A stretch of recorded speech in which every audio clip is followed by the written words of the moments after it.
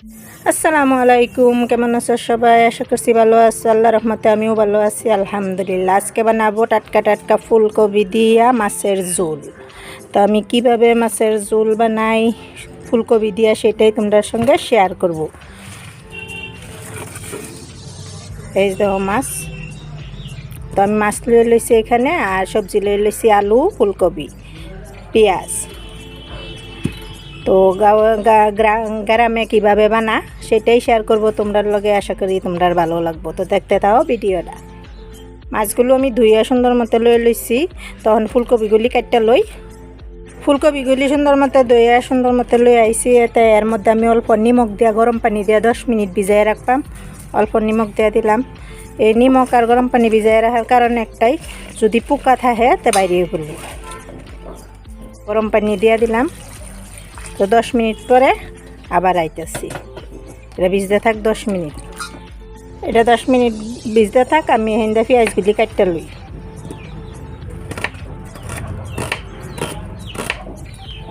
পেঁয়াজগুলি কাটা হয়ে গেছে, এখন আমি বিলাহি মানে টমেটো কাটতে দিতেছি। মাছগুলি লয়ে লইলাম। তখন আমি অল্প হলুদ মানে একটু হালকা ভাজা দিয়াম।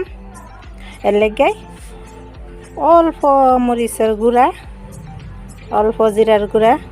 তো আমার মাছ এখানে বহুত কম, অল্প নিমখ দিয়া দিয়াম। একটু হালকা ভাজা করে লই। গ্যাস আমি কড়াই বহাই দিছি, গ্যাস চালু করে দিছি। তো অল্প পরিমাণে তেল দিয়া মাছটি ভাজবাম। আমার গরম হয়ে গেছে, মাছগুলি দিয়া দিলাম। আমি পাল্টায় দেই, বহুত কম মাছ আমার। হালকা ভাজা বাজতে লইলাম। এই পিঠ করে অল্প অল্প করে বাজতে লইলাম। এখন মাছগুলি আমি নামাইয়া যাব। অফ করে দিছি, মাছগুলি নামাইয়া লাইতেছি। কড়াই আমি আর অল্প তেল দিয়ে দিতেছি। সরিষার তেল দিছি, তেল আমার গরম হয়ে পড়ছে। অল্প পরিমাণে তেল পেঁয়াজ দিয়ে দিলাম। একটু কাঁচা পন্ডা যাওয়ার লাগে একটু বাজতে লইলাম। পেঁয়াজটা আমার ভাজা হয়ে গেছে, এই দেখো। তখন সবজিগুলি দিয়ে দেন, আলু, ফুলকপি এগুলি দিয়ে দিলাম।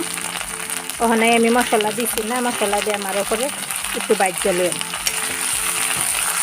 ফুলকপি, টমাটো এগুলি আমি দিয়ে দিলাম। আলু অল্প তেলও বাজছে, তারপরে মশলাগুলো দিয়া।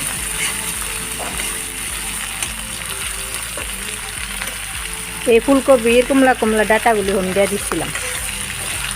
আর এগুলি ভাজা হয়ে গেছে। এখন আমি 1 চামচ লাল মরিচের গুঁড়া দিয়ে দিলাম, হলুদ গুঁড়া দিয়ে দিলাম 1/2 চামচ, ধনিয়া দিয়ে দিলাম 1/2 চামচ, মতন নমক, স্বাদ মতো নমক দিয়ে সুন্দর মতো এইভাবে কষাইলাম, বাজ্যা লইলাম। আগে একবার বাজ্যা, তারপরে অল্প পানি দিয়ে কষাইলাম। সবজিগুলি ভাজা হয়ে গেছে মশলার সঙ্গে, তখন অল্প পরিমাণে পানি দিয়ে একটু কষাইলি। মাছগুলো এই সবজিগুলো আমার কষানি হয়ে পড়ছে। তখন মাছগুলো দিয়ে দেন। মাছগুলো দিয়ে দিচ্ছি। আর একটু মাছের সঙ্গে কষালো। আলতো হাতে লড়াইবাম, নাহলে তো ভাঙ্গে যাইতে পারে। মাছ আমি কম বাজছি, আবার একটু ঢাকা দেওয়া থই দেন।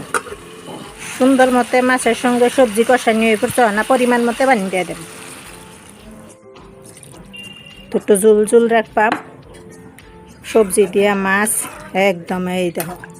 তখন একটু ওইয়া লুক, তারপরে দেখাইতেছি।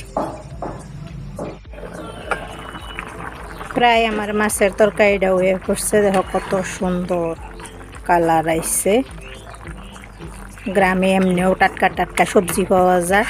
তো ফুলকপির সবজি দিয়া এইভাবে একবার মাছের তরকারি খায়া দেখবো, বহুত স্বাদের হয়। তো এর মধ্যে আমি ধনিয়া পাতা দেয়া দিই অল্প, আর কাঁচামরিচ দেয়া দিলাম। তো আর 1 মিনিট আমি রাখবাম, তারপরে আমি গ্যাসটা বন্ধ করে দেব। দারুণ একটা তরকারি হয়েছে, দেখছো কত সুন্দর ফুলকপির তরকারি। তো আমি এটার একটু ঠান্ডা করে তোমরা দেখাইতেছি। এই দেখো একটা দারুণ তরকারি হয়ে পড়ছে। গাও আমরা এইভাবে সবজির তরকারি মাছ দিয়ে রান্না খাই, কত টেস্টি হয়। তো কিরম লাগলো রেসিপিটা? যদি ভালো লাগছে like, share, comment and subscribe করবা। আমার সঙ্গে থাকবা, পাশে থাকবা। গ্রামে এরম টাটকা টাটকা সবজি পাওয়া যায়। আর এই শীতের যদি সময়ে টাটকা সবজি দিয়ে মাছের ঝোল খাওয়া না যায় তা আর কি খাইলাম, তাই না? তা এরম একটা তরকারি তোমরাও রান্না খাইতে পারো ফুলকপি দিয়া। তো কীরকম লাগছে কমেন্টে জানাবা। তো আজকের জন্য আল্লাহ হাফেজ, সুস্থ থাকো, ভালো থাকো।